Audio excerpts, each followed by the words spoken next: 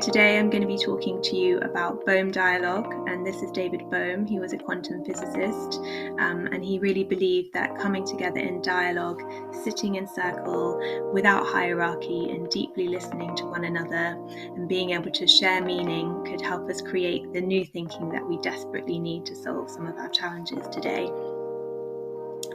So I'm going to talk to you a little bit about the principles of dialogue practice, and then I'm going to go into more depth about listening.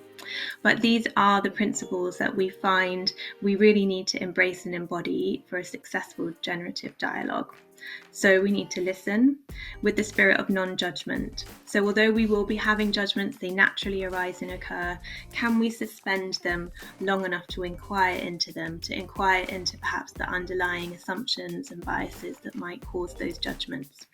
And can we recognize when we are able to think freshly with new thoughts and perspectives in the moment, and when we're actually being guided perhaps more by our past thinking, by our thought and past experiences and emotions that perhaps rush in when we hear something that people said, which happens all the time because we're passionate people, we have strong values and beliefs, and it's natural to have this rush of emotion and this rush of thought when we are confronted by things that we're listening to, but perhaps we don't necessarily agree with, or maybe we really agree with.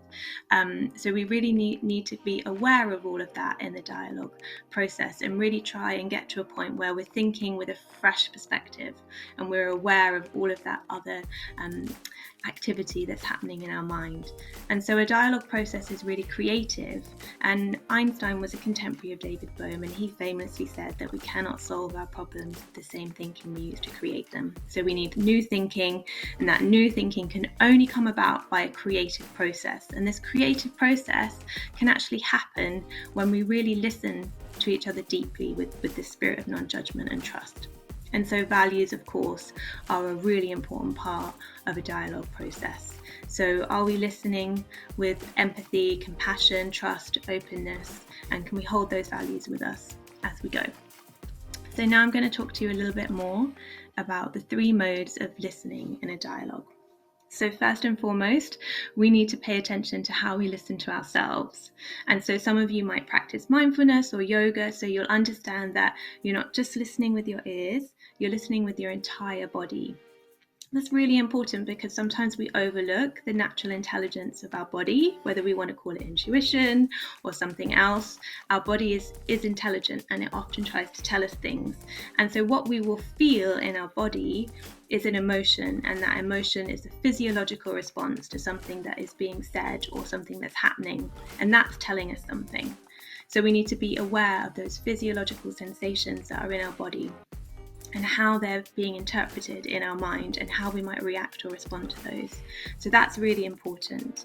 And of course, we're going to have an inner dialogue. So we're going to be perhaps judging or being excited by whatever we're hearing, and we're going to listen through different lenses. So we all have lenses, whether they're family, culturally, educationally, religious. So we're going to be filtering what we hear through those lenses, and it's really important to be aware of those. It's really important to be aware of how we receive what we listen to, and how we choose to react or respond to it.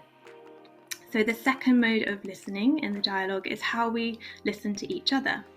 And so in a dialogue, we would sit in circle. If we were together, we would not interrupt each other, we would not speak over one another, and we really intend to listen with compassion and non-judgment. So that's an intention that we set for ourselves.